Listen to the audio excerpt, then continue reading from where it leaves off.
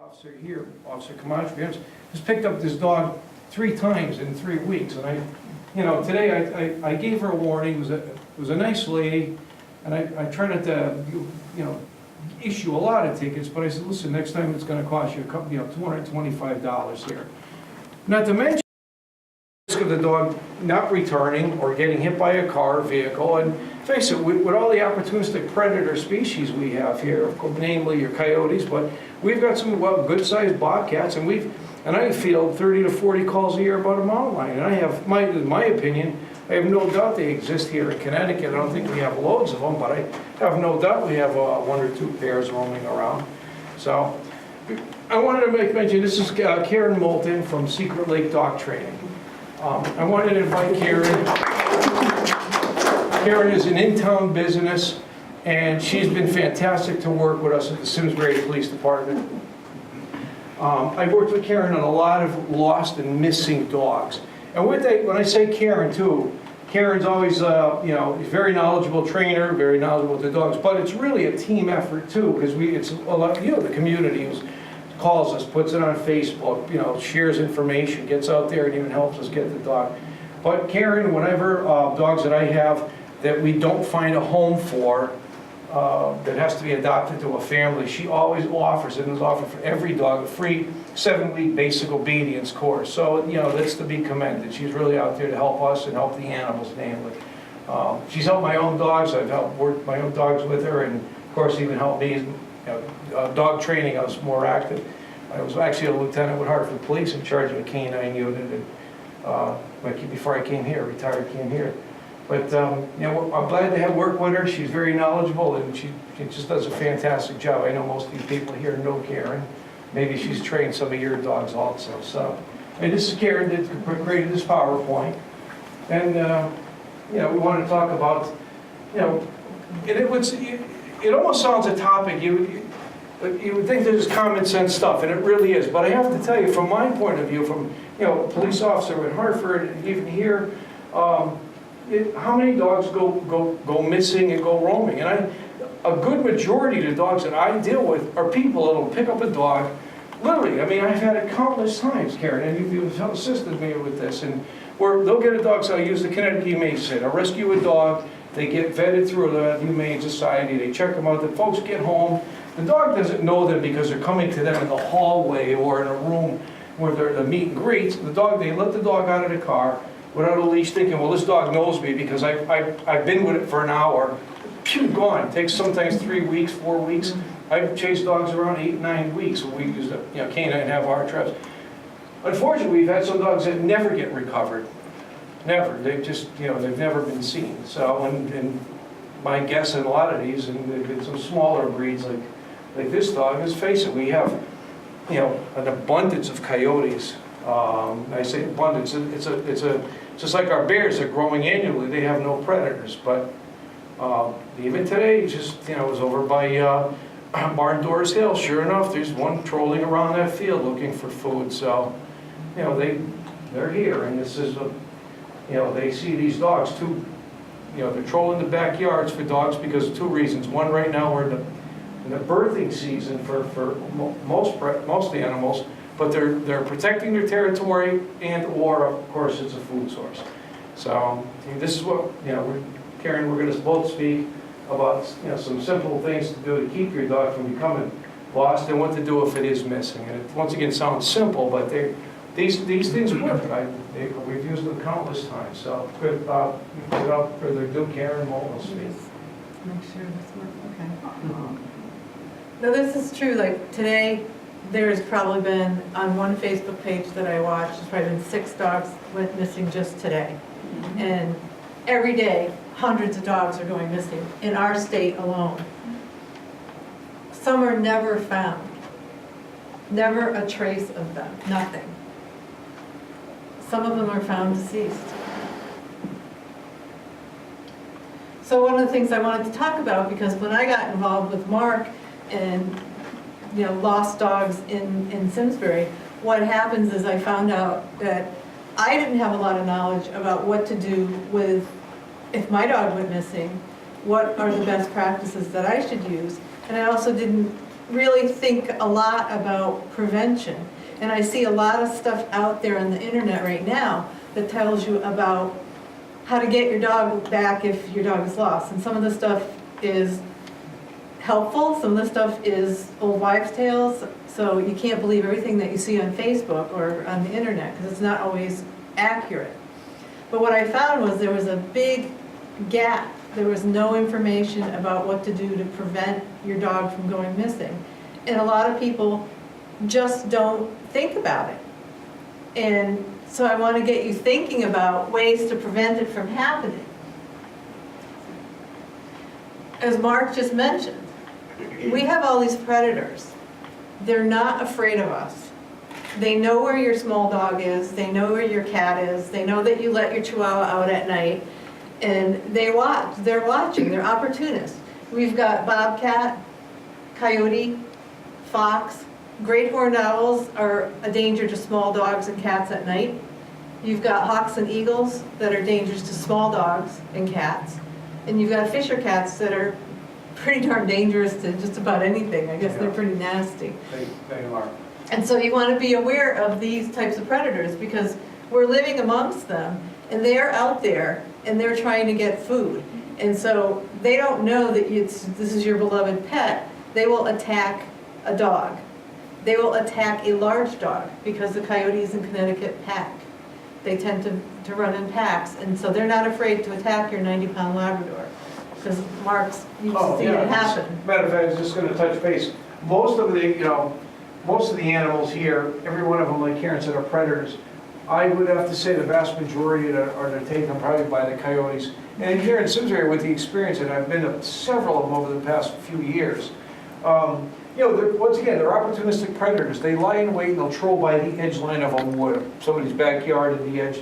And in almost all cases, people, face it, in this town and, and in the surrounding Farmington Valley towns, folks have vast yards. They have long yards, they have big spaces. So people don't really think it's going to happen to them. They'll let their dog out in the backyard and it takes a second, and they lie in wait by a tree line, almost just like a cat will lie still, waiting for that bird, wait for that field mouse, and they'll wait for that dog to go to the edge where a lot of animals have a tendency to go use the back or a certain area of the yard for a bathroom in plain English, and they pounce. I mean, I've been to countless where, the dogs have been carried off right in front of the owners where they've been on a deck or looking out a window.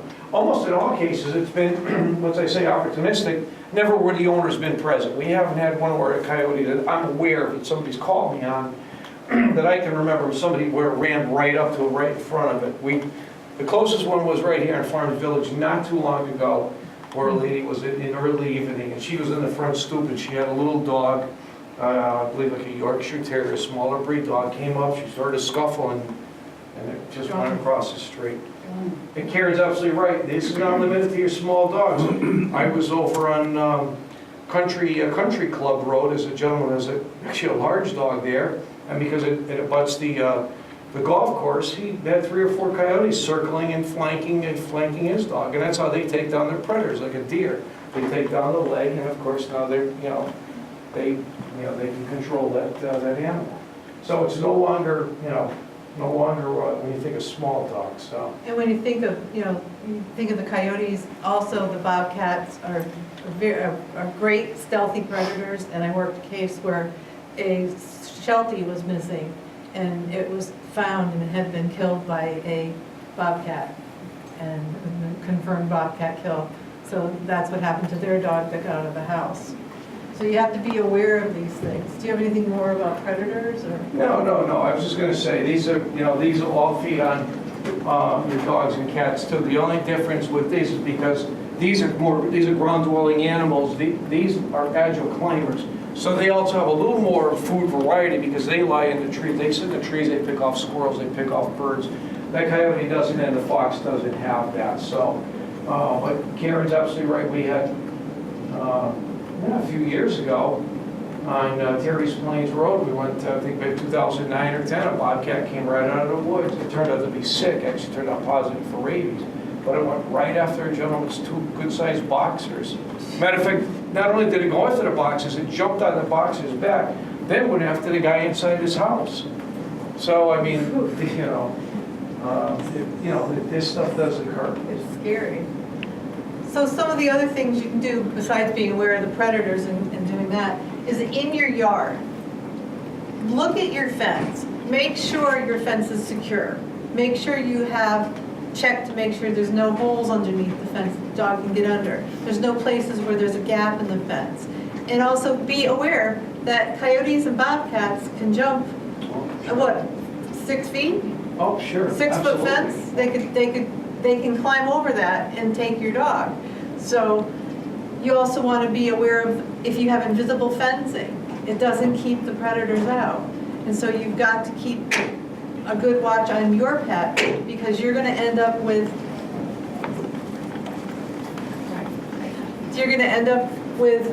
predators coming into your yard because they're not afraid to come into your yard at all. And so you want to also, with invisible fence, make sure your fence line is working. Check it once in a while. Check the batteries. Make sure the batteries are working. Sometimes dogs know the battery is dead and they leave the yard. I've seen that happen many times where the dog just knows the fence is broken. Sometimes people don't have a backup on their invisible fence, and what happens is the power goes out. Dog knows it. Happened to me once. My dog gone standing in the street, and I'm trying to figure out how come she's in the street. Well, because the fence was dead, and she knew it was dead, so she walked out into the street. So you want to check those things in your yard to make sure there's no way for your dog to get over your fence, but also make sure if you do have one of those invisible fences that it is working properly. Anywhere else, leash. I can't stress it enough. Have your dog on a leash. If you've got a fenced-in yard even, you may want to let your dog drag a long line. If you have a small dog, I would let your dog out in a fenced-in yard with a long line, 20-foot long line attached to it, so that you can have control of that dog should you need to, should a predator come in. Because otherwise, you could be in your yard and you could have a bobcat fly over the fence and grab your dog and it's gone. So if you have a fenced-in yard and you have a small dog, keep them on a leash, some kind of a line in the yard so you have control of them. When you take them out on bathroom breaks, don't do like the poor woman did, and she let her dog out and she was standing right there and the dog was taken right in front of her by a coyote. You know, it's just, you think, oh, it's only going to take me 2 seconds. Have a leash on the animal and make sure you're firmly holding the end of that leash, so that should it happen, you've still got your dog and you can try to get your dog away from that predator and scare it away. Right. In your vehicle, Can I say something about the leash too? The leash, yes. You know what, that's an excellent point. I recommend that, you can get almost like a training lunge line for a horse, or you can go to, you go to Home Depot and get make it 50 piece of rope or whatever, make it 50 feet. But I recommend having a leash anywhere. Your dog is pretty much anywhere, whether it's walking or hiking, and not just for the predators, but case in point, been to a couple calls late last year. One, kids walking the dog sees a bear, goes after a bear, mother bear. Face it, the dog also is a predator. They're scavengers too, but they're more carnivorous. It goes right after the bear in the trail. Well, the bear turns around and swats his dog and catches it, and it did a good number on that dog. But after probably a $2,000 or $2,500 vet bill, the dog survived. However, what happens is now this 12-year-old boy is chasing, going to rescue his dog. Now he's in the woods with this bear that climbed the tree, fortunately, but his dog's laying there. And had the dog been on a leash, he could have exercised the control. The dog might have seen the bear with a bark, maybe pulled, right, but the dog wouldn't have been able to run off. I'll give you one other quick story, Tara, Phil. About 3 years ago, same thing, guys, a Jack Russell's running off a lead. You all know it's a small dog. I actually saw it. I saw the bear walking across, was it Crestview, and the Jack Russell went up to it, and that bear swatted it, and he sent that dog. I kind of sounds funny. They sent that dog up like a missile, about 15 feet in the air. I mean, the dog got hurt, it lived, but once again, this could have been prevented by just keeping your dog on a leash. You exercise the ultimate control on that. So. Right, and especially in this time of year when the coyotes are having their pups, if you're hiking with your dog and your dog gets into a den or anywhere near the den, the pack is going to protect it. And also, when you're in your vehicle, I see so many things that are such horror stories waiting to happen. People in their vehicle with their dog hanging out the window. The dog is not secured in the vehicle in any way. If you get in an accident, that dog is probably going to take off, and it's going to be terrified, and it's not going to come. It's just going to take off. So you could lose your dog. It could fall out the window, jump out the window. It could, you could go to get out of the car to get gas, as one case I worked, and when the guy went to get out of the car to get gas, his dog bolted, went up on I-84 and was killed. So if he had had the dog secured in the car, he'd still have the dog today. So there are things that people just don't do it intentionally, they just don't think about having their dog secured in the car. And my dog is always in a crate in the back of my SUV, or if I don't have it, if I'm not driving the SUV, then they're seat belted in the back seat, because you don't want them in the front seat because of the airbags. Yeah. And also they can get severely hurt in a crash, like you wouldn't put a child in the front seat. So, secure them in your vehicle. Think about how safe that is. It's not safe. Say you got in a car accident and your window blew out. Your dog might go out that window and be gone and be hit by a car. So anywhere they are, you really need to secure them. Oh, and that happened to me. And I have to say, I'm pretty experienced with dogs. I mean, and I made the mistake, and I don't want to say the mistake because I try to be very humane with people's dogs. Every dog I pick up, I put them in the front in the truck with me. Geez, by the time I'm done, they're a real police canine. They've been to Dunkin' Donuts, they've had Glazed donut holes, they've had coffee. So almost every dog's now a real police dog. They fit right in for us. But actually, it was a day I met Karen. I had a little dog that I picked up, and it was a cute little dog. I put it in the front with me, riding around. I'm telling you, oh, you good boy, you love car riding. And I went to meet Karen. She was going to take some pictures. She always helps put it on Facebook and share these things. And you're right, it takes a split second. I no sooner stepped out and that thing went phew, right. Gone. And I thought it was in the back seat. And next thing I was over by Route 44. And you talk about having your jaw drop and my heart, my stomach. It was scary. But I was able to get the dog back by crouching down and Lori with the help of Karen and another lady. But that stuff, it does happen, and and his experiences, I learned a lesson from doing that. I'm still going to give them Dunkin' Donuts, though. Exactly. Now, another thing in prevention is training your dog. Train your dog to come when called. Work really hard at doing that. Training them to come when called is very important, because if they do start to take off on you, if you've got a good recall, you can get your dog back. The other thing that I train my dogs is do not go through an opening without permission. We get to a door, I open it, the dog stands there and waits until I say, let's go. So that it's so ridiculous that if I open the door to her crate and I don't say anything and I leave and I go away for an hour, she's still sitting there waiting because I haven't said, you can come out. But she will not go in the truck, come out of the truck, go in through a door or out of a door without permission. And I started that with her at 8 weeks old. So training them something like that is really, really important because it can prevent them from going through an open door. The Bobcat story with the Sheltie, unfortunately, the people didn't shut the door tightly and the dog opened the door and went out. And when the woman came home, her dog was gone. And then they found it and it had been killed. So it was just teaching them that, and keeping your dog on a leash, plus the fact that it's a town ordinance, right? Do you have it here? It's not a specific ordinance, but what it is, we go, allowing a dog to roam or keeping your dog under control. Keeping your dog under control. I mean, but very few dogs, unless they're really super trained, maybe like one of your dogs, are going to stay within the area, your area.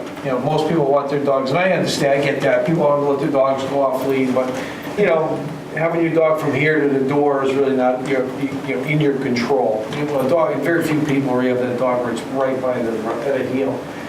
She mentioned one thing, and I'll give you another, not to keep going off, but back to the coyotes.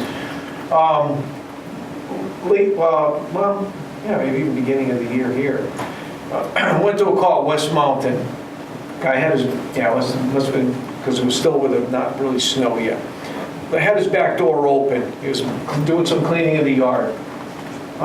Back door to, his lower door open to his rec room or lower level room there, the basement. He comes in, it was a finished basement in this case, comes in, and there's a full-size coyote curled up on his couch like it was one of our dogs. So the guy walks in and it's like, oh, it's like, oh, okay, I'll go back outside finishing raking. And so he called us, and we had to snare, and this thing was not afraid of us. Turns out it was sick, but I think it was a beautiful dog. But once again, I tell people, same with the bears. People want to leave their screen doors open. I mean, these animals will walk right in, and we've had 2 cases. Once where a bear was in a home, and then this coyote. And the coyote wasn't doing anything; just he was laying down, he was taking a nap. Luckily, the guy didn't have a small dog or something. But as far as keeping your doors, just keeping your doors closed for a lot of reasons. There's all kinds of reasons to do that. Another thing is to license your dog. Have a license tag on your dog at all times. I see a lot of people come to my classes; they don't have any tags on their dog. And I tell them, put tags on your dog. It's a law to have your dog licensed, and you're supposed to have a rabies tag on your dog. If your dog gets picked up by Mark or another animal control officer, they can look you up and call you and say, hey, I got your dog. They can call you within minutes of picking up your dog. If there's no tag on that dog could possibly sit in the pound over the weekend because the animal control officer isn't on the weekend. And so you're spending, 2-3 days wondering where your dog is. And your dog is safe sitting in the pound, but nobody knows whose dog it is to be able to contact you. So, and put a tag on it with your name and your cell phone, because if you have a home phone and a cell phone, put the cell phone, because if you're out looking for your dog, that's the phone you want to have people calling. So make sure your dog is licensed. It just, as far as Simsbury, because I also keep a police officer status too, but as far as Simsbury Police, if there's a dog and I'm off, it's everything brought to the kennel, we have a log and dispatch, so if an owner did call. But she's right, a lot of these ones have the small kennels, they don't, they're off on weekends, and I am too, but also I make sure that information is right there with the other officers, so if you did call, at least in the town of Simsbury. And that actually happened in another town that I worked a case where we spent the weekend looking for a missing dog. And it was very hot, it was just horrible weather. We were out there all day long, and that person had called the police department several times and said, did anybody turn him in? Nope. Well, somehow it got missed. And on the night of the second day, right before we all went home, she called again, and they said, oh yeah, someone called on Saturday, they found your dog, he's at their house. So the whole time we were looking for the dog was safe and sound, and this man had called it in and said, I found the dog, no tags on it, otherwise he would have called the owner. So that's another reason to have tags on your dog, because those people spend agonizing hours, and we spent agonizing hours out there looking for it. Another thing to do is microchip your dog so that if it doesn't have a collar on, the collar comes off, it can be scanned. Mark scans the dogs. All the ACOs have scanners. The other thing that's new that people are using is a GPS tracker on your dog. There's a couple companies that make them, but it's a small device that fits on the collar. And they're about $80, and you spend maybe $9 a month for the service. You set the zone, your house as the zone. If your dog leaves the zone, that will alert you through your smartphone that your dog has left the area. Then what it'll start to do is every 3 minutes it will tell you your dog's location. It'll give you the address of where your dog is at. And I actually have 2 of those on 2 of my dogs and had the opportunity to use them. And I can tell you they work really, really well, because the 14-pound dog, I don't think we would have ever seen again if we didn't know that, okay, she's there, she's on this street, nope, now she's over here, now she's here, now she's here. And then it's like, whoa, wait, she's now on our street, and here she comes walking down the street. But we were able to track her because we wouldn't have known where to look. That's the whole thing, where to look. let's see. So what do you do if your dog goes missing? That's the big key. That's where people really need to learn a little bit about what a panicked dog is going to do, a lost dog. They're going to behave very differently after they're out a certain amount of time, and each dog varies. It depends on the personality of the dog, the breed of the dog. But what they'll do is they will go into survival mode, and it'll happen quick. I mean, it could happen in a matter of hours where they go into survival mode. When they're in survival mode, they become wary, and they start to feel like they have to protect themselves from predators and from anything pursuing them, including you, so that people out searching for the dog can actually scare the dog out of the area. They'll move out of an area if feel like they're being chased. What they're looking for is their basic needs. They're looking for water, they're looking for food, and they're looking for safe shelter.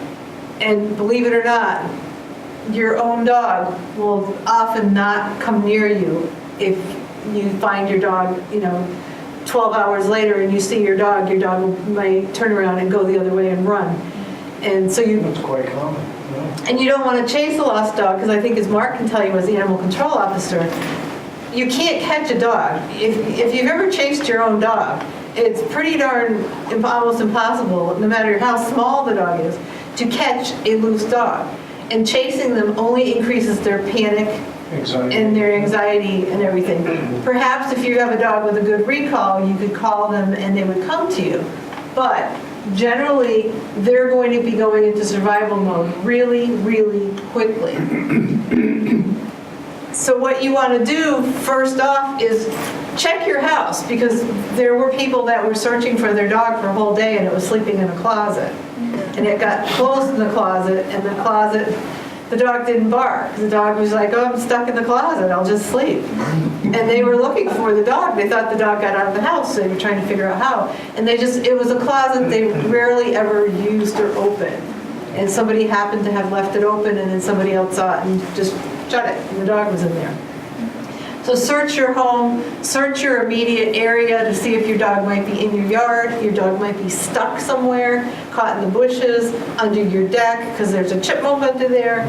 Search the immediate area. Do a really quick, hasty search is what I would call that. Then there's also, you can contact people who can help you. Now, one of the things that I can do for people is I can do a phone consultation and give you ideas on what to do to recover your dog. I also give you some information about missing pet and their behavior and recovery information. Also, another thing I do is create flyers and posters for people. I create the file, you print them, and you pay for having them printed, but I do it free of charge. And I also map sightings on a map, because that's very helpful to see where that dog is. And we had a dog recently that was staying in one area, and we kind of determined that she wouldn't cross any water. And the way the streams and stuff around there that kept that dog contained for 11 days. And I'll also help sometimes on scene with helping you put up posters, setting up trail cameras to see if your dog is in the area, setting up a trap, those kind of things.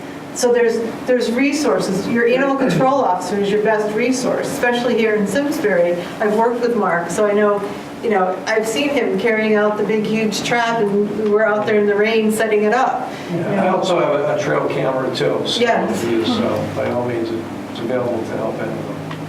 And Mark can certainly help you, and will and has helped tons of people in this town look for their dogs. Getting the word out is important. So like I said, call animal control, let Mark know, let your animal control officer, whatever town you're in, call surrounding towns. Your dog doesn't necessarily stay in the same town. So call surrounding towns. Contact your veterinarian. Contact other veterinarians. Let them know in case somebody brings the dog in to be scanned, or the dog's injured and it gets brought into a veterinarian. Some people forget to contact their microchip company. They'll send out an email alert to people on their list. Post your flyer online, on Facebook pages, email it to people, post it on public media. Anything you can find, post that missing dog flyer up there. And check Craigslist, because some people post lost and found pets on Craigslist, and a lot of people don't think to look there, because a lot of people don't use Craigslist. I don't use Craigslist. So that's another place that you should look also, so that you're getting the word out. And getting the word out, you want to be efficient with how you're getting the word out. So you want to be thinking about what is easier to read if you're going to put up a missing dog poster. What would be the better poster to stick up on a telephone pole? It's kind of obvious that the one on the left. The other one, the picture's too small, so they could have taken it and they could have, cropped this, made it bigger. We don't need her name is Belle and the whole paragraph. What you need is lost dog, do not chase, because you have to tell people not to chase the lost dog, because that's people's instinct to do it.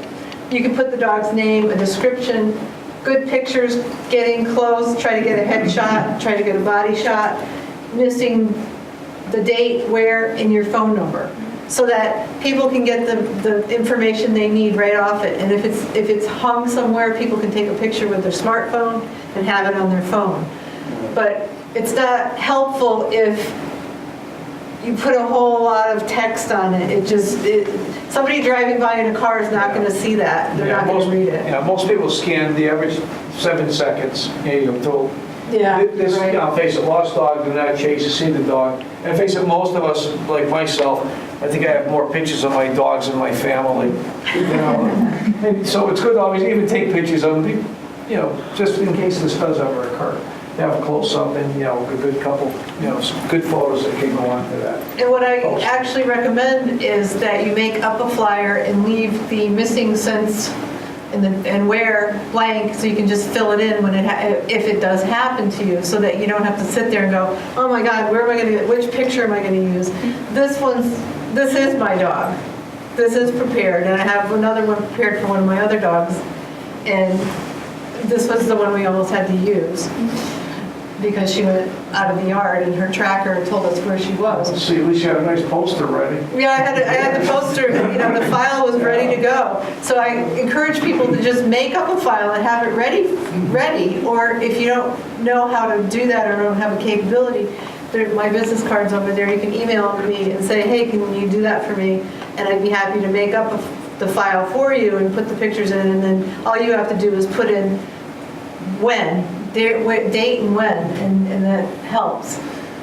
Because it's quick. When my dog went missing, it was within 15 minutes. I had called every friend I could think of. I had it on Facebook. I had 15 black and white posters in my hand with a staple gun, and I was calling animal control, and my dog, I walked outside and she was in the next door neighbor's yard. So what did I do? I didn't call her. Just looked at her, got down on the ground, look what I got over here. She came over and then I snagged her. She wasn't going to come, I could tell. She wasn't going to do it. And that was fortunate because it was close by, but this information is almost like, you can equate it to putting like an Amber Alert for a person. It is. And even like the hasty search, we always started in law enforcement for a missing person.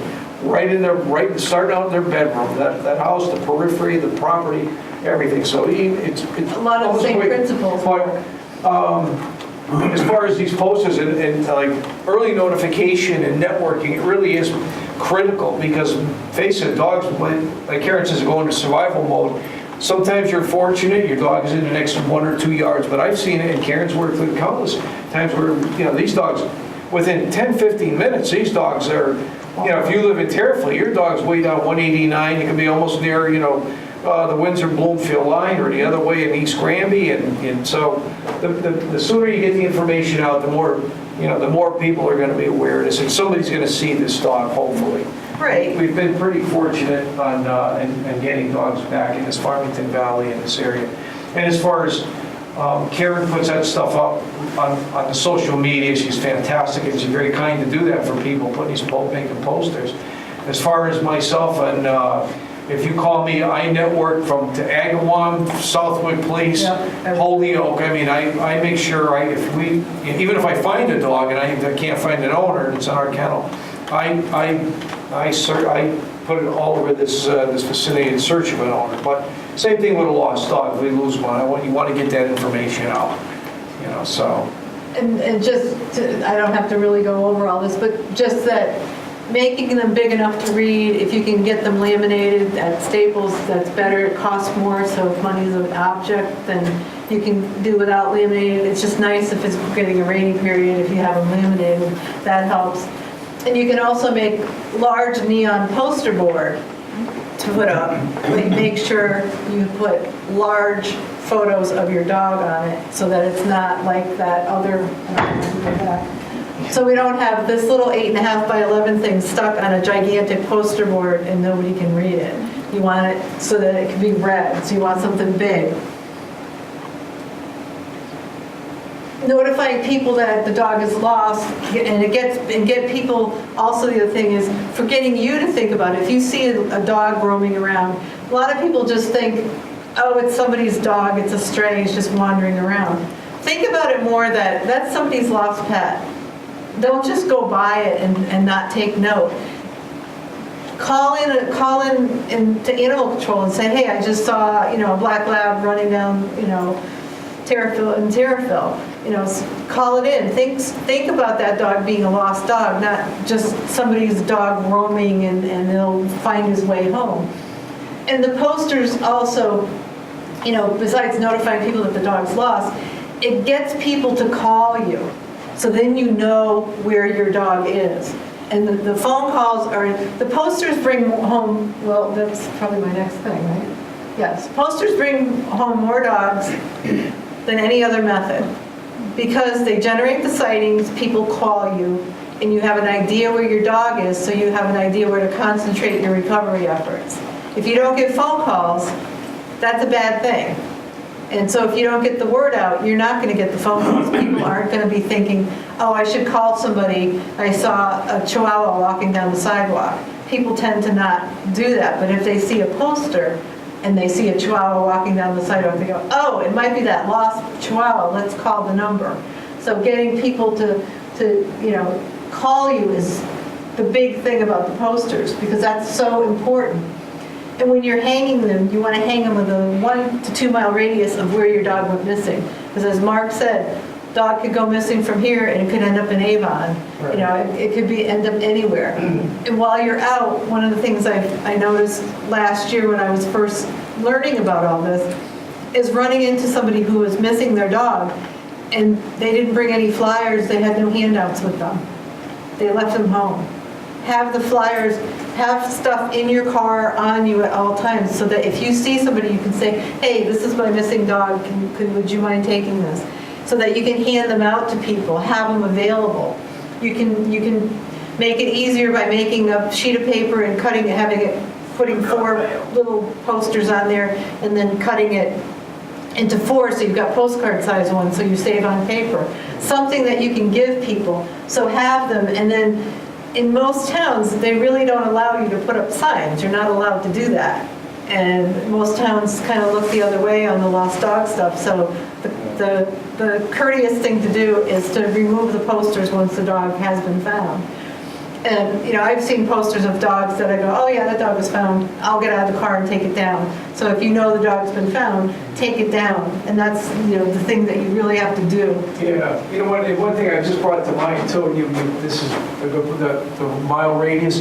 It depends on. Well, I don't want to say it depends on the breed of dog, but face it, there's certain dogs that they're just known for taking off. I mean, if you have a husky, or if you have one of the gun dogs, like I have a spaniel, and he's a great dog, but he's dumb as a rock. He'll put his nose to the ground, and he's gone. I mean, if I turn my back, he can be in Agawam from here in 10 minutes. So, you'll find your high drive, your gun dogs, your huskies, certain dogs, have potential, a bloodhound, beagles. I can't tell you how many, during pheasant hunting season here at Simsbury Wildlife Management Area, how many guys gun dogs? Where these guys pay thousands of dollars for these dogs, and they're trained, and yet I'm picking them up on Route 10 and Westminster, the school up there, everywhere. And these guys, they get their nose to the ground, or they go after a bird, or they just keep going. So it's. And there- That 1 to 2 mile radius. And there was actually a dog that went missing off a transport up in Massachusetts, Charlton, Mass. And that dog actually made its way on its own to Glastonbury, Connecticut, and arrived there in uninjured. Fortunate. And they were able to trap the dog there. So they can go pretty far. So that was how they knew the dog was there, was because they got the word out and people were calling in sightings. How long do you leave a poster up if your dog is not found? I mean, how long do you leave the poster? I think that's it's kind of a personal decision. Some people, leave it up for a year. Some people feel like after a certain amount of time, they feel like the dog is gone and take it down. After a while, but I wondered what that time was. Well, like Karen said, she's absolutely right. I mean, every town has an ordinance. When it comes to stuff like this, there's a humane component. The towns kind of look the other way on that. So, it depends. We've had one dog that I still see the post, and that dog's been missing since 2012. But we're not going to take them down. I mean, it's a judgment call. I mean, if you get your dog like Karen's recovered, by all means, go be courteous. And sometimes if your posters get messed up because of the rain or something, you just put out new ones so it doesn't look so bad, looks shabby so that people complain about it. Because that's a tough one. It's a personal one. Yeah, we'll do anything. We want you to get your dogs home, your pets home. Now, some of the things that I talked about, some of the things that were effective, the posters, mapping the sightings, and when you map your sightings, you can also expand your poster area because you can figure out, my dog has left this area, so now I need to do another 1 mile radius. And we'll talk about the feeding station and all that in a minute. But what's ineffective usually is waiting for the dog to come home, because very often they do not come home. So don't just say, well, he'll show up, because you're wasting valuable time. Calling out the dog's name if you see the dog, chasing the dog are ineffective because your dog is in survival mode. I worked a case, and you can't fault people for this, but it's just trying to get people to get it in their head so that if it happens to you, you'll immediately do the correct thing, is to not call out the dog's name and not chase the dog. Because this gentleman saw his dog. He'd been told not to call the dog or to try to chase it. He called the dog's name. The dog has never been seen again. And that was in June. This Moulton? Yeah, Moulton. The dog was never seen again. And the owner was upset that the dog ran away from him, understandably. And despite it being explained to him that it's a normal behavior for a panicked dog to do that. Another thing you don't want to do is let the whole world on Facebook know where your dog was seen. Because if I say, okay, the dog was seen at Nodbrook, I don't need 50 people going to Nodbrook with cookies in their hands yelling my dog's name.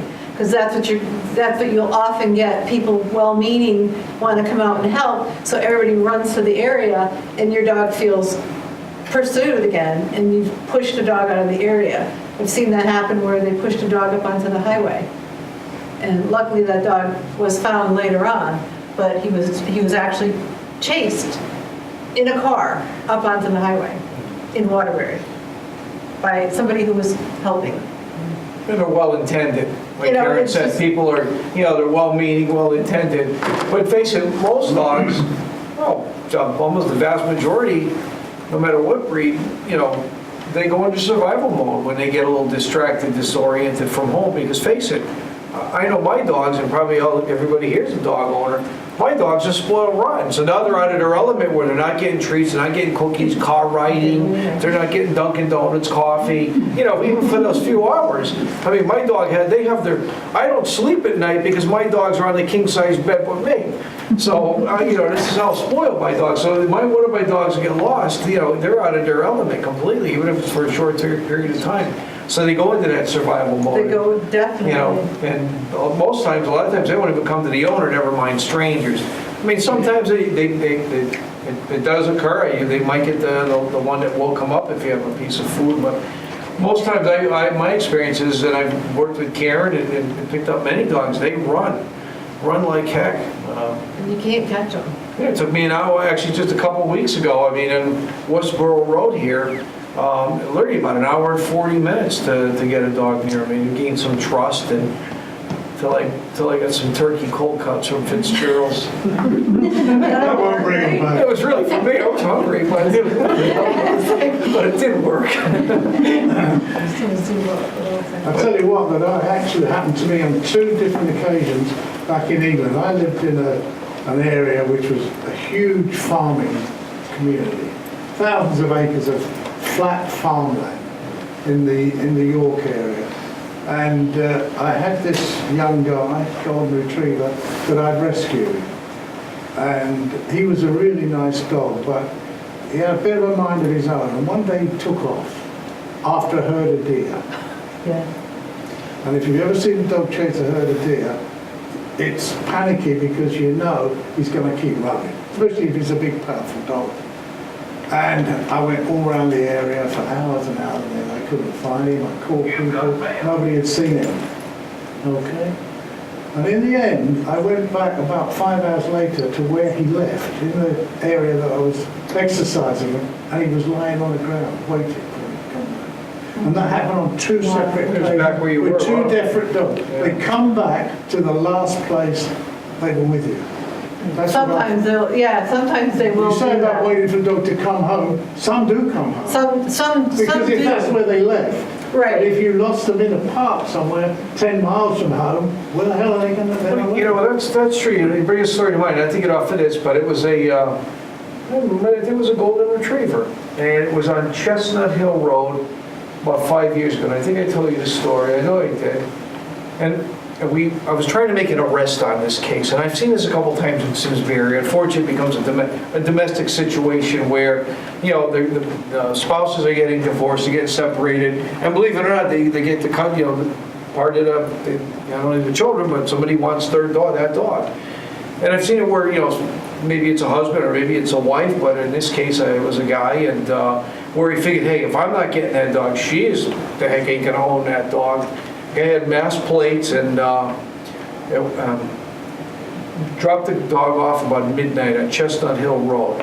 That dog waited when a lady called me in the morning. It was laying right by the curb, right by the mailbox where that guy dropped the dog off. Just a nice dog. It went to a nice home here off of Old Farms Road here. But the point is, you're right. That dog waited for that owner. Just took him out of his SUV, left him there, and Yeah, it's not no, went unheard back to of. Mass, and boy, I did everything in my power to try to make a pink, you know, get this, you know, arrest this person. We never actually found the person, but I tried to do everything from tracking and, you know, see about traffic cameras and everything. It's, you know, how awful, how cruel can you get, you know? Yeah, and sometimes, you're right, they do come back to where they were last, you know, like home or where you last were.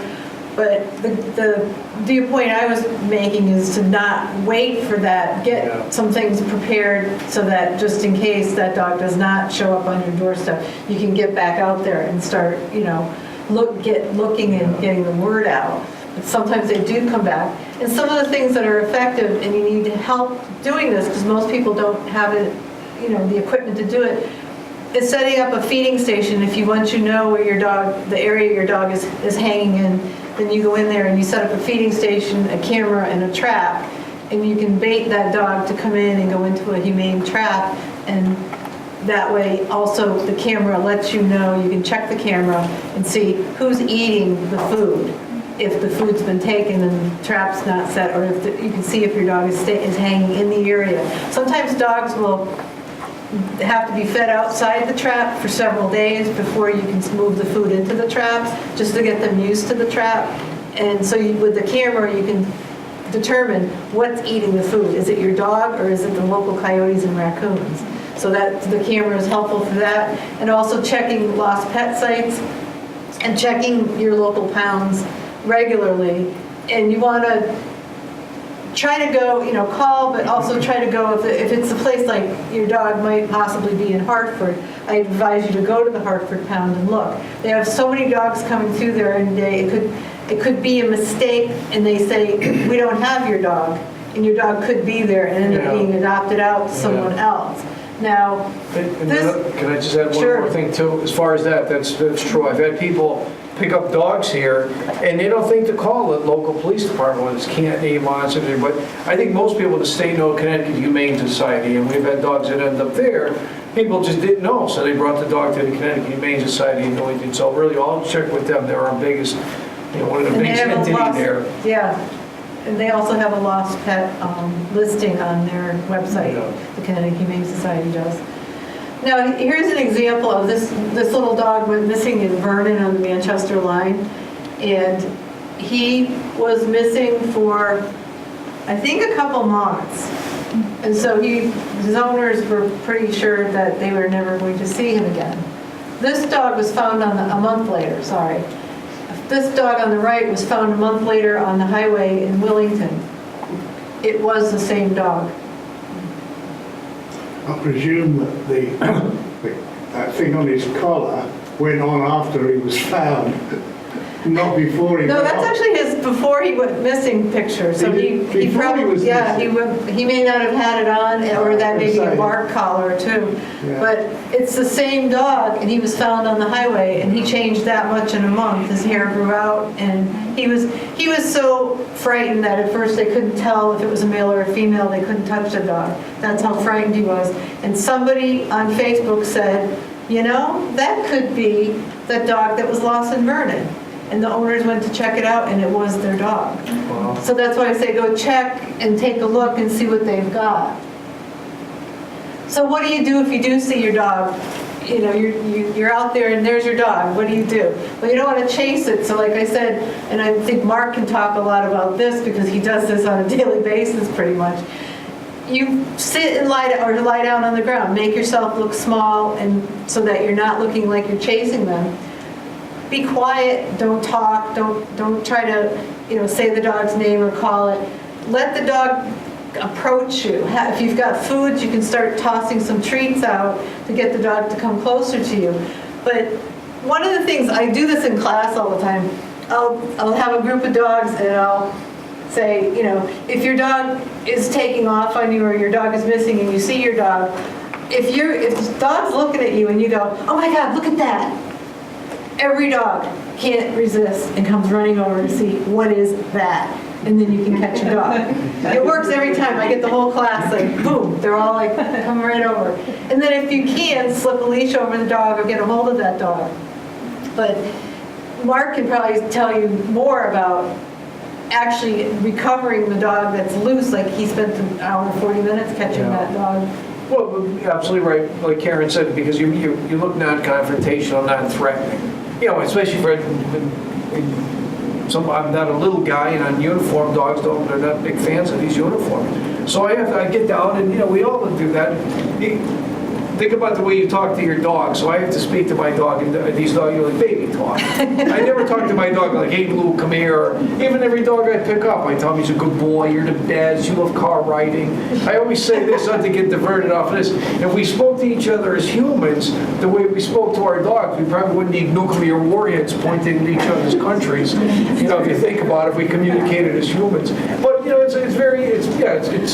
lay on the ground or sit down. And just be quiet, sit there, let the dog approach you, and then I'll throw out treats, toss out treats, and I always carry some pretty decent stuff. And I have no problem having some buddy of mine stop by Fitzgerald's and get a few slices of whatever, something turkey breast or something good. And keep till I get them, try to lure them till I can get them close enough, and I slip a lead over them, it's so far I've been really successsul with that. Because if he chased him, he'd never But catch that's a a dog. good thing that I didn't know that, and I just picked up something today from Karen like that. Hey, look at that. 'Cause I looked at it when she said, look at that. I was like, what is it? Is it a quarter? Go home and do it with your dog. Honest to God, go home and do it with your dog. Like, oh my God, look at this, look at that. walk around And they're like, what? It works. It really works. And And then let's just talk a little bit about setting up a feeding station. If you have a location and you're going to set up a feeding station, you might want some help with doing that. Somebody like Mark can help you, whatever. You can put out some of your worn clothing so it has your scent on it. Put out really smelly food. What seems to work really well is deboned rotisserie chicken. Yeah, Kentucky Fried Chicken. Kentucky Fried is good too. Us volunteer recovery people spend a lot of money on rotisserie chickens, and it's really fun out in the woods taking it apart and spreading it around. And then you set up your trap, and at first you set it up when it's not baited, and you just set it up, but you don't set it to trip. You get the dog used to going into the trap and eating in the trap, and then you finally set it so that it'll go. Because you want that dog to be comfortable going all the way into the trap to the other side. And then setting up a trail camera will help you to see who's eating your food, unless of course you catch something other than your dog, which, you know. Yeah, like I've gotten calls and said, I caught a possum. I'm like, just let it out. And humane traps, like Mark has a couple of huge traps that he uses. And, you know, if you're working with somebody that's going to help you, they can use a humane trap that you can capture your missing dogs.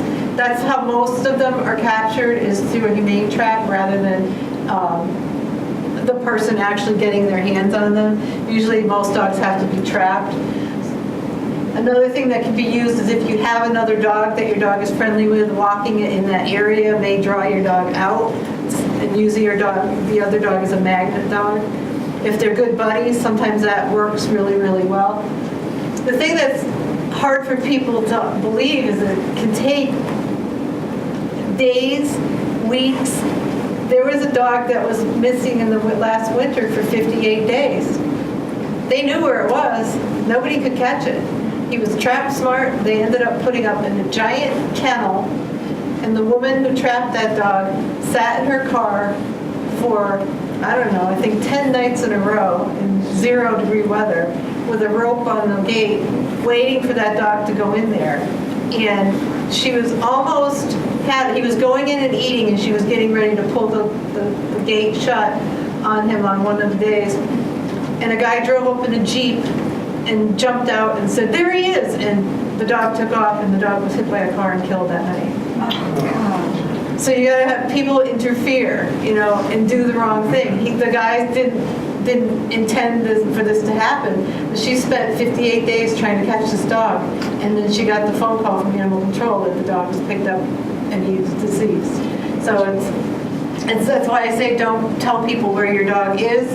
Tell people you trust to listen to what you're saying. So if your dog goes missing, you know, visibility is key. Get those posters everywhere, and remember to not chase the dog. Now, and don't give up, because as you see, that dog, it didn't look anything like it, and there's been dogs that have been found 2 years later. There was a dog in West Hartford just recently missing. I didn't work on the case, but the dog was missing, I don't know, I think a month. They found the dog in New Hampshire.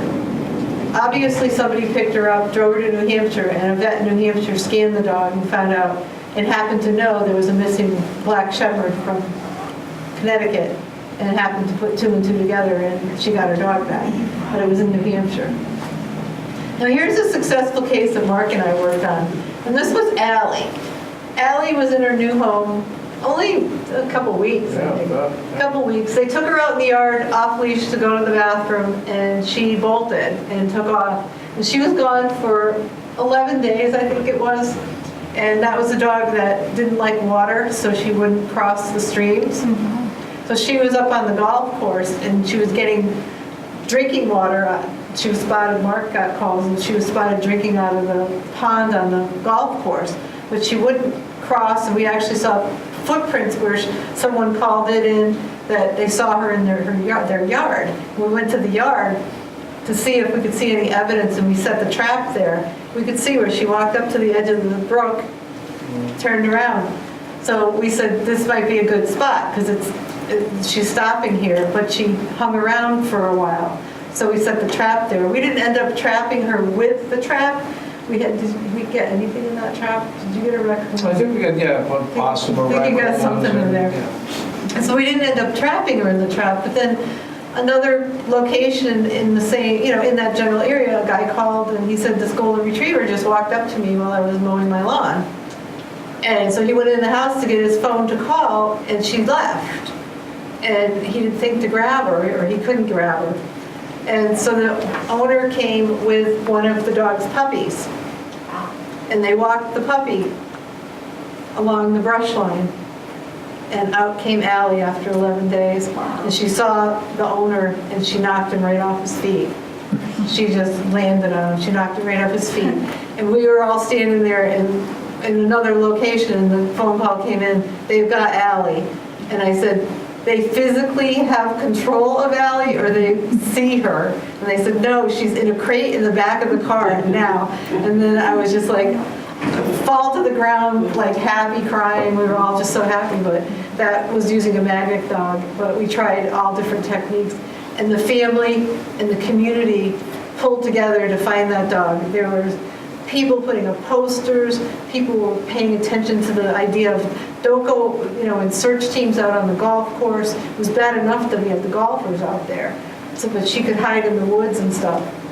But the community really pulled together, and the family really pulled together, and the breeder of the dog came down every day, a couple times a day with the puppy to walk it around. So it was really I guided them into what to do with the posters, mapping the sightings, and some of the things like that, what not to do when they see her. And then I mentioned the use of a magnet dog, which they did. And they did all this tremendous amount of work, and they recovered their dog safely.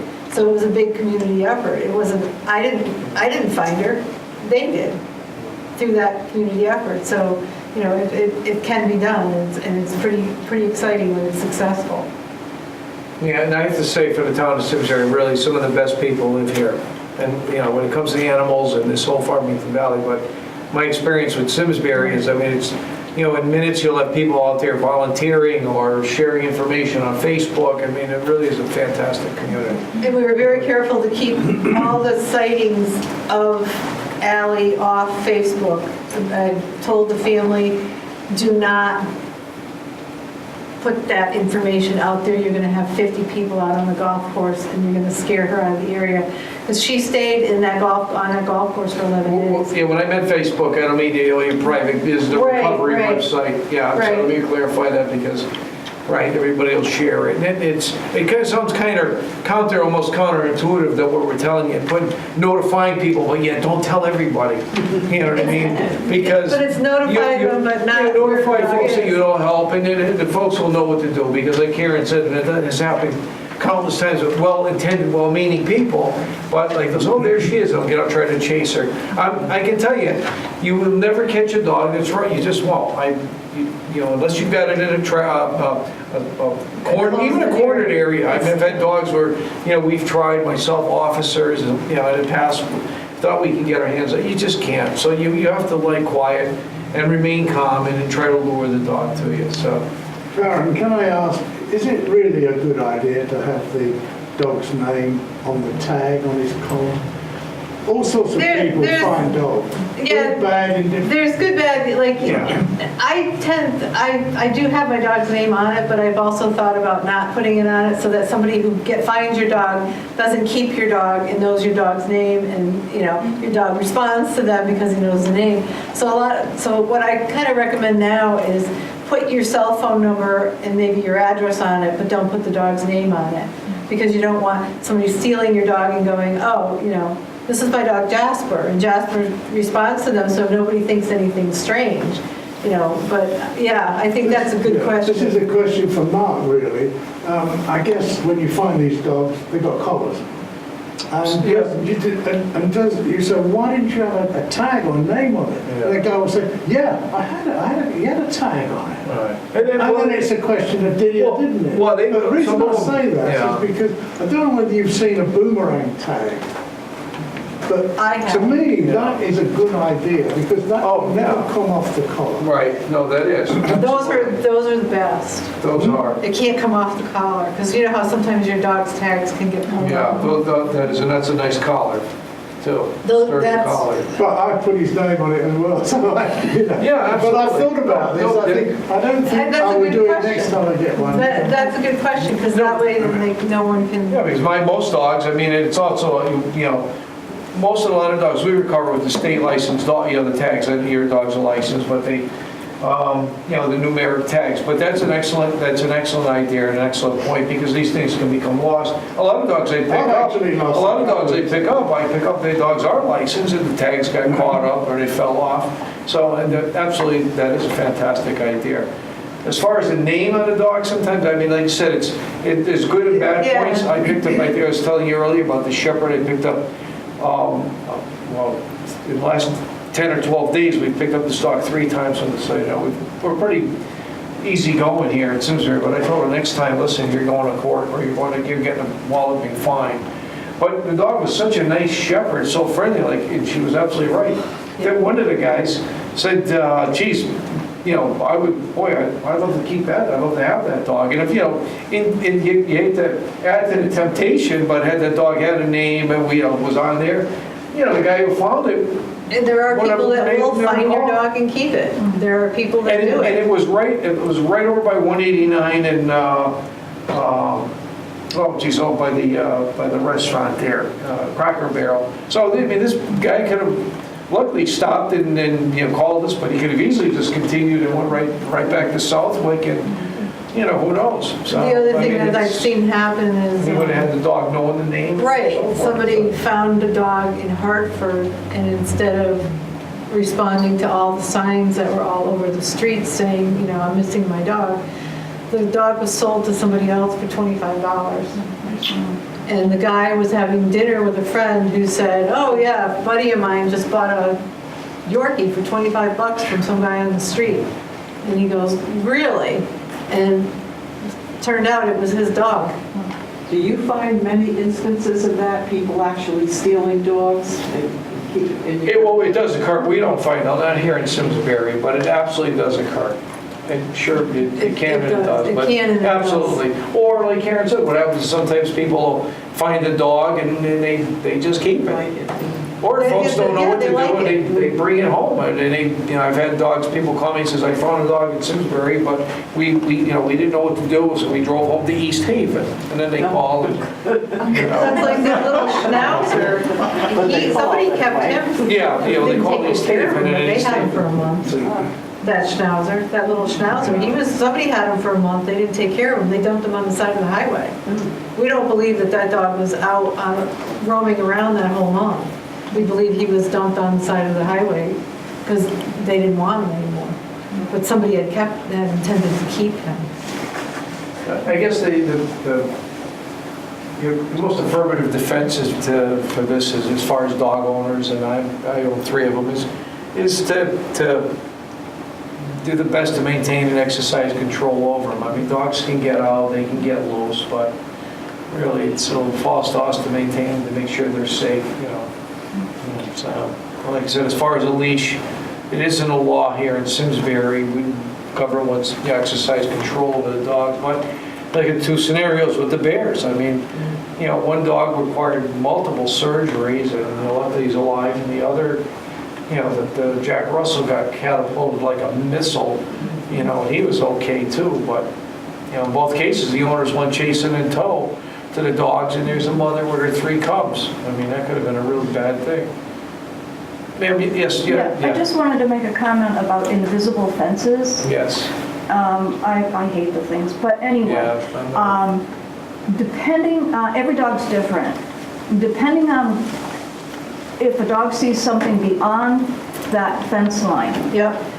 however strong that motivator is, eventually it's going to be strong enough for the dog to break that fence line and run through the shock thing. And then they won't come back. And then they won't come back, because the problem is when they go to come back in the yard, they get shocked. And that's the thing too, if you have that So you invisible gotta fence shut it to off. shut it off. It's a great point, I missed saying that, but you're right, shut it off so the dog can come back in. And if the dog got out of your gated yard, leave your gate open so the dog can get back in. Yeah, my dog Luke, I had one dog Luke that had such strong competing motivations, he would have, you know, he could have been hit by lightning if that thing would have went off, and he would have still went after like a squirrel or anything.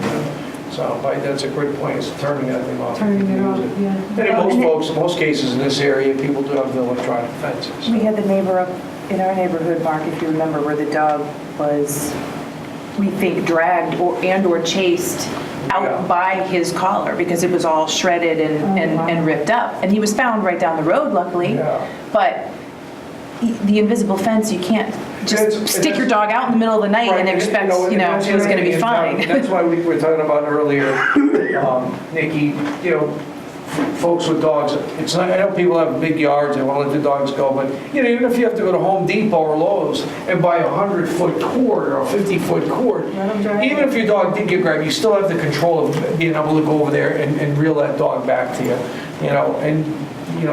like she uses this for training, and this is an excellent idea for training recalls. Every 4 or 5 feet, she ties little knots in it, so if the dog took off and you did drop it, you could step on it. So, as much as you want your dogs to roam, you're right. These e-fences do nothing for keeping anything out. Yes, sir.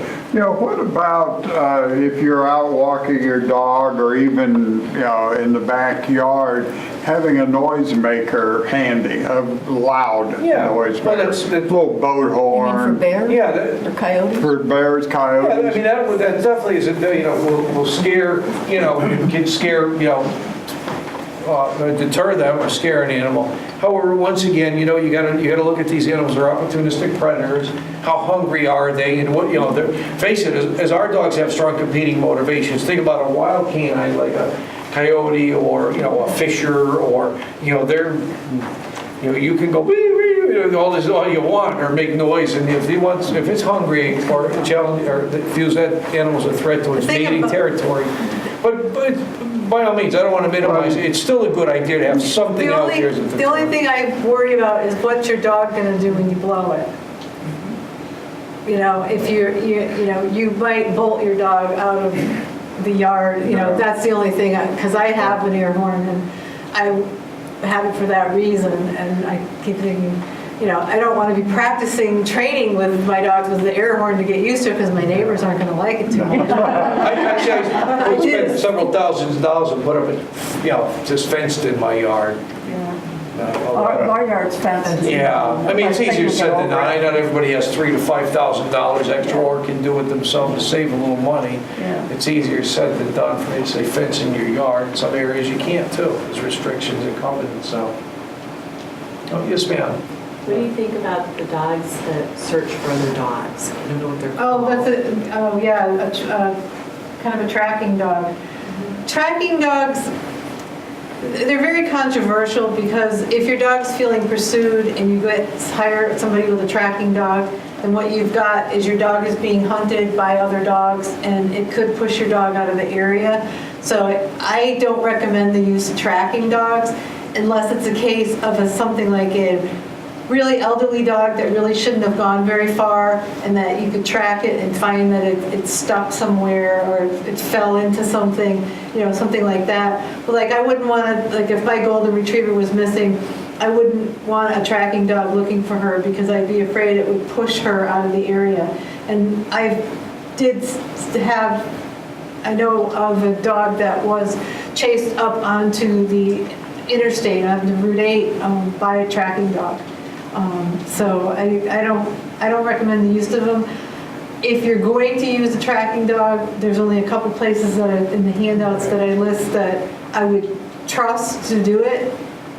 There's no one in the state of Connecticut or surrounding states that I would trust right now to do that kind of work. There's an awful lot of inflated success stories flying around about some of the people, so it makes me very suspect. I was going to train my dog as a tracking dog, but basically after I took the course that I took in missing animal recovery, and then I went to boot camp for training her for tracking for other dogs, I made the decision that I would not train her to track dogs. I would like to train her to find lost cats. They tend to just hide and stay hidden, and that would be more of a indicate to me where it is thing, but you don't tend to chase the cat into another territory. So that's kind of how I see it. You have to be really careful with it. And there's very few success really as far as use of dogs. I would just be careful too. I can say this, there's a lot of scammers out there. All of us own dogs. And people, face it, us as owners, we're in a panic mode too. So you're willing to do anything to recover your dog. That includes myself. If my dogs were lost, I pin my hopes on anything to try to get that dog back. And sometimes people, that they take advantage of your vulnerability too. There's folks in surrounding states that will say, oh, I've got a tracking dog, $500. And face it, part of the tracking process is you providing the information of who, what, when, and where, almost like when we do a police investigation. Where was it last seen? Where did you last spot the dog? Where were you last? Where do you visit? So they have this. So they'll take that dog out, spend a day or two, and go, yeah, it was our dog scented it over here. Well, I could have told you that myself when I was a dog. So, but there's a lot of scammers out there. Yeah, there's a lot of controversy, and there's. Karen's received a lot of extensive training with the tracking, and so she would be a great resource as far as really context. And that's why after what I learned in this missing animal recovery technician course, and then going to their boot camp for the weekend, I decided that if I was going to train my dog to do anything, it would be to find cats. I just can't find a cat to train with. I actually put on my Facebook page, does anybody have a cat I can use to train with? I'm going to train my dog to look for Bigfoot, Sasquatch, like the series. But I decided not to train her to look for missing dogs because I felt that in most cases it's not going to be used. And a good tracker will tell you that if they feel the case is a case where it's going to cause more problems then do good, then they'll tell you, I advise you not use my tracking dog, but I can help you in other ways, kind of thing. Do you have any other questions? Comments? Mark, is there a central place, at least within the town of Simsbury, where you've got the wanted posters and down in PD, is there a place for if you're notified of missing dogs that the general public can see that on a regular basis, or is that not something you maintain? No, we have a Simsbury Police Department Facebook page. Right. Well, we put it on that. Is it on there? Okay. We would definitely network with like Karen, does the lost pet recovery.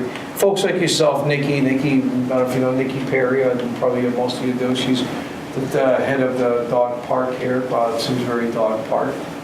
Director, but she does a fabulous job of maintaining that park and keeping it up. And so we share with her, and plus a lot of the community.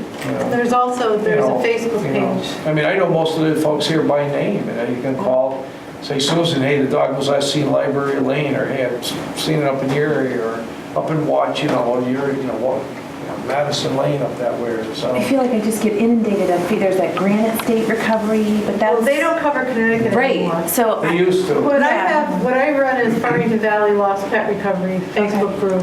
Okay. And the other one is in the handouts that I recommend people put it on, and it's Connecticut Lost and Found Animals. Okay. Those are the two I recommend. If it's local, put it on the local site.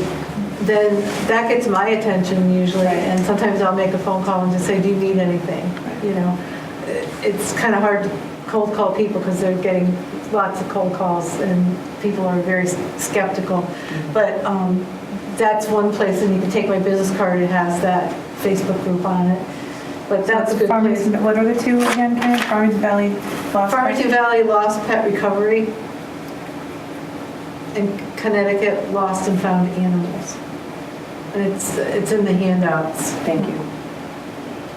Because we used to have a big one called Granite State used to run a big one. But they stopped doing other states, and they stopped doing Connecticut because there was a lot of discord in Connecticut and a lot of infighting going on. So they cut Connecticut out. Yeah, and we see that once in a while. With kind of infighting where who knows what they're doing, who doesn't, it's kind of almost a competitive thing. But really, the goal is, you lose your dog, Ralph. We want to make sure all of us work together. And the Simsbury community's been fantastic. We do anything that helps somebody get the dog back or their beloved pet. Like that dog Allie, that was a perfect example of. I don't know what's shaking. I think it's the screen. But that was a perfect example of finding a dog through the use of the community and Facebook and signs and phone And calls. Facebook works great for me from a law enforcement point of view, and I probably, on the other side, you see the Facebook pages, because there's all these moms, and friends unite, and moms unite. So when I check that out, under Mary Kay or whatever, whatever, I can tell you who loses their dog every week. So it helps me to knock on their door going, hey, listen, you need to control that before you lose that dog or go to court or that dog gets hit by a car. And I don't want it to make it sound like we're trolling your Facebook page. No, but it's, There's certain repeat offenders, I think, that need to be told that that need to be it's told. They're putting it on dangerous. this, There's whoops, so much I lost danger. my dog again, I lost my lab's missing again, or this one's missing again, or, we want to make sure that people are safe, especially from us as from the police department. As dog owners, there's a couple of mandates. One, to be a responsible dog owner and do what's right by that dog. The other is to be a civil neighbor. People have a right to, not be vexed or harassed by your dog or worry about whether that dog's going to chase you coming out of his driveway or, and in Connecticut, your dog is personal property like your vehicle. So basically is you kill it, you skin it, and say plain English, as awful as blunt as that sounds. Your dog causes an accident or causes somebody to veer off because the void hit it, and you hit a incoming car, you hit a pole, you hit somebody's property. You own it. You are responsible for the actions of your dog, civilly and even criminally. So, that's why sometimes we really try to keep on top of that too. Not only the dog's safe, but you folks, the residents and taxpayers of this community too. And nobody wants to have anybody missing their pet and not getting any closure. It's just awful. Yes. I had two questions. One, are the leash laws different from town to town? And then my second question was, when you were talking about coyote attacks, have you ever encountered one where the dog was actually on the leash? Yeah, well, I can answer, well, yeah, sure. One is, yes, they're different in the way they're governed by, like in the town right now I live, Weathersfield, you have a leash law. If your dog's on a leash anywhere in that town, you're getting a $100 ticket. And the police animal control police, they will enforce that. It falls under the statute of allowing a dog to roam. So in Simsbury, I use that. There's not a leash law specifically, but if your dog's not at your side, and your dog is from here to the door, or running on people's property, the front lawn as you're walking down the street, or we're here, then the dog's under your control. It's got to be really an immediate periphery, right in your. Most dogs aren't. My own dog's included, and I've done a lot of work with some of the dogs, and my own dogs. I mean, if I don't have him on a leash, my dog Lukey, he'd be an Agawam in 15 minutes. And I've got a spaniel, forget it. Put his nose to the ground or sees a bird, that's all, he's out of his mind, he's gone. You can recall him, hit you, so yeah, there's not, there's not a leash law here, but every town does govern it the way they enforce it. I recommend a leash law just for that. Another thing I get a lot of calls, we don't have it, but I will speak to any neighbor, is the pooper scooper law. It almost defies logic. People go to somebody's house, a corner house, and the dog go do their business and just walk away. And I've had almost owners and dog owners and property owners go face to face. And if something, there is not a law on that. There is a law on school property and town property, but still, you go to your neighbor's house and don't let their dog use their front yard or side yard as a toilet. Be civil. So I have no problem addressing that with people, at least from a No, the second part. common sense part of view. The common sense is the other part is, Susan, no, there hasn't been one that I'm aware of where a dog has been on a leash.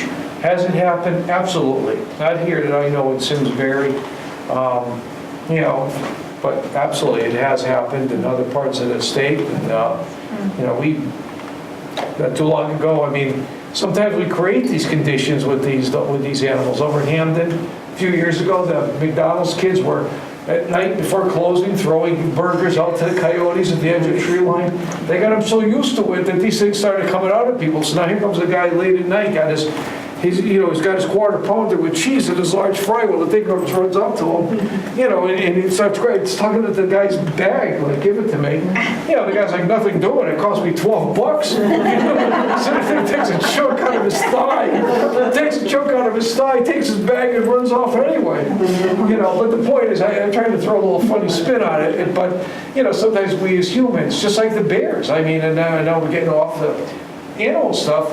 Whenever you call me and I will respond, I will do what I can to haze these bears. And it really is not to harm them. It really is for their preservation and safety in a sense, because a fed bear is a dead bear. So my goal is to keep them a little on edge. We don't want them so human habituated in food condition that they generally lose their fear. And I've had them come where I've been up on a deck and they're walking up right at me. And if they become too conditioned, too comfortable, they get euthanized. And that's just, I'm getting off the subject here. We're on the dog side of recovery, but Mark, it ties into being safe. Can you speak to, when you back to the leash, not Yes. necessarily having a leash law, but in many places around town, it's specifically posted that your dog must be on a leash. Yes. As an example would be down at Simsbury Meadows. Yes. There's signs all over the place. Sure. Don't walk your dog on the soccer Right. fields, because Right. frankly, Right. people don't pick up when you are playing soccer, you don't want a face full of poo. But many people walk their dogs along that dirt road back there and along Yeah. Helen's Way and things like that, and they're many times not on a leash. Right. But it's specifically posted within the town parks, isn't it? Yeah, and I try to get there a couple times a day, and when I catch it, I have no problem addressing it. Which I do. One of the reason I try to spend a lot of times over by Helen's Way, Iron Horse, particularly the dog park, is because I don't want people to just open their car door, go, come on, let's go, and run, because one way, that's another, dogs have strong competing motivations. It sees something in the woods or something at the other end of Helen's Way or another dog, and it's gone. It doesn't mean just because you're at the dog park and your dog knows you, now that dog's got a little freedom and gone. So now you're calling Karen, and then she's calling me saying, and you're calling me, so, oh, my dog, Jesus, his Fido's gone. The other thing is, we want them leashed because, face it, it's once again being a civil neighbor and responsible. You've got soccer fields, you've got kids, a band shell. I don't want people just willy-nilly taking their dogs. So when I do see that, I always address that with the owners. And I give people a couple breaks when they can. If not, I have issued a couple tickets to folks there. Like I said, most of the folks in this town are fabulous. And they're, it's an educated, well-respected community. Most folks are, you tell them, hey, the dog needs to be on a leash and they're fine. So, but we've had people that, one guy would walk his dog through his car. Driving his car. This gentleman was, quite large, and he really couldn't walk well even without the dog. But he's going down the dirt road with the dog. That's Driving the car with the that's dog. pretty dangerous. Trying to drive. I can barely drive and concentrate as it is with two hands. And then not picking up after it either. Barely can control the car with two hands. I don't see that well. Trying to follow the dog and Welcome to America. Yeah, it's like anything goes.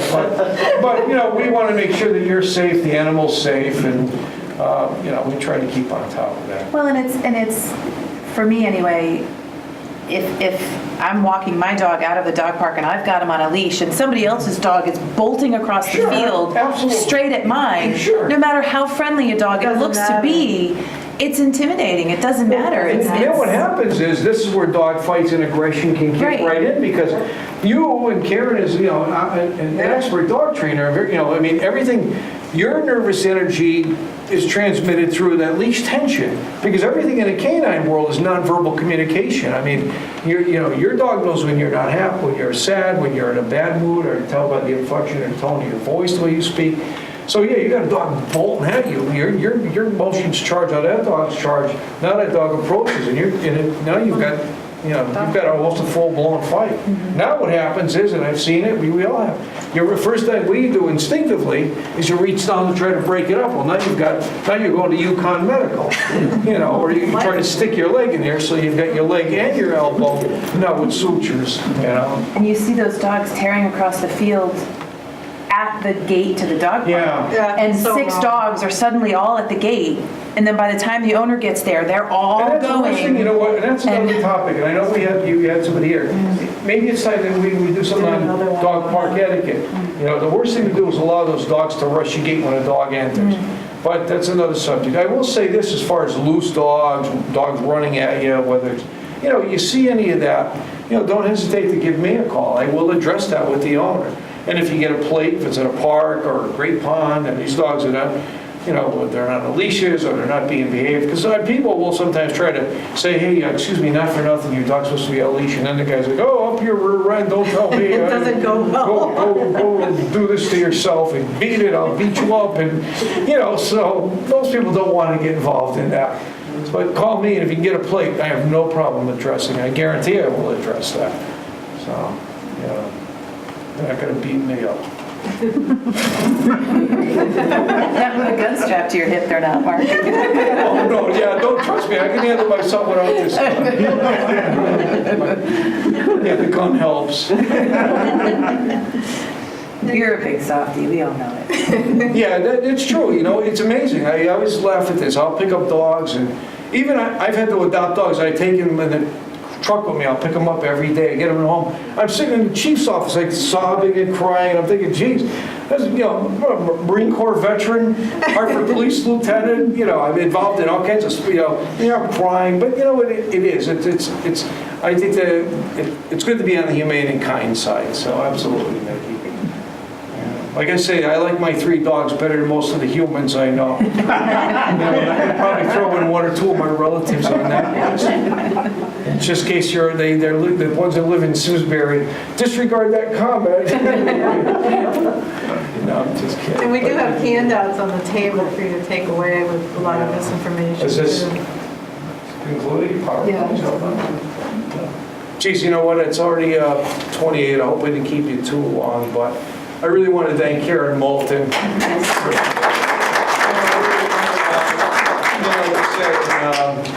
You know, she's just been fantastic to the town of Simsbury. I can't praise Karen enough and speak highly enough. I've used her my own dog. As a matter of fact, this Saturday I've got the spaniel that, you know, we do a little set work. It's just fun.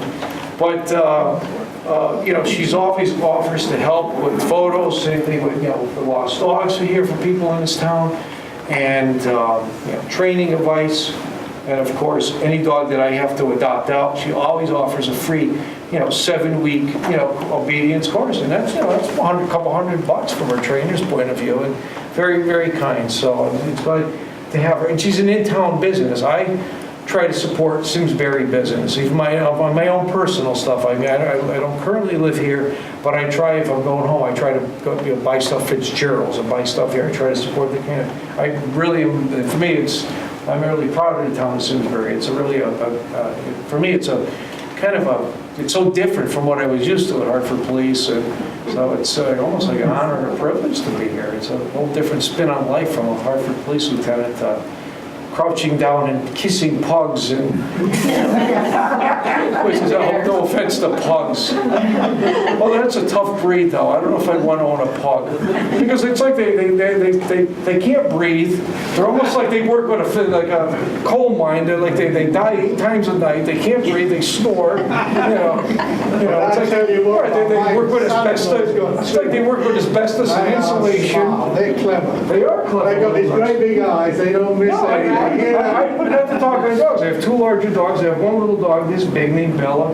And I'll give them bones, and that dog, she'll push them out until she gets their bones. And you know how dogs are. She'll see them chewing, and she'll move around, slowly move around, until she pushes them out, and now she's got their bone. Now they want their bone, and she's laying there growling at them, and they're sitting there like, can I have my bone, please? Negative, get out of here. They're both 40 pounds, 50 pounds bigger than her.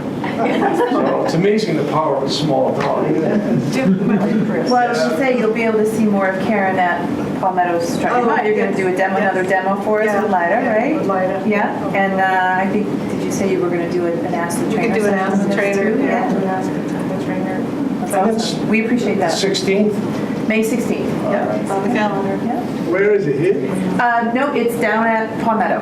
At the dog At the dog park. Oh, okay. Yeah, at Simsbury Meadows. Yeah. So we'll have lots of trainers and, well, And all the one dogs will trainer be at on least. leash. And all the dogs will be on a leash, hopefully, yes. Someone come.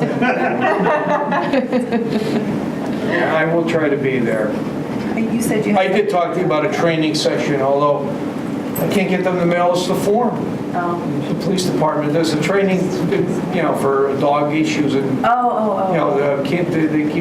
they haven't sent it, so if not, I'm just gonna. Well, we're I'll be going to there. have, besides Karen and Lida being there, we're going to have Bloomfield Police K-9 officer is Oh, going to yeah, be there. Brian. Brian's going to be there with Coda again this Yeah. year, and it'll be fun because Coda was kind of wild last year, if you remember. And of course, so a year later, it'll be fun to see his progression, yeah. No, it's always a nice time, and I really will, if I'm not in that training session, I should be there. I want to be there because just for that reason. Well, we need you to judge the best Make sure, kissing yeah. contest again. Right. That's- He was a good sport that year. You let all the dogs lick him.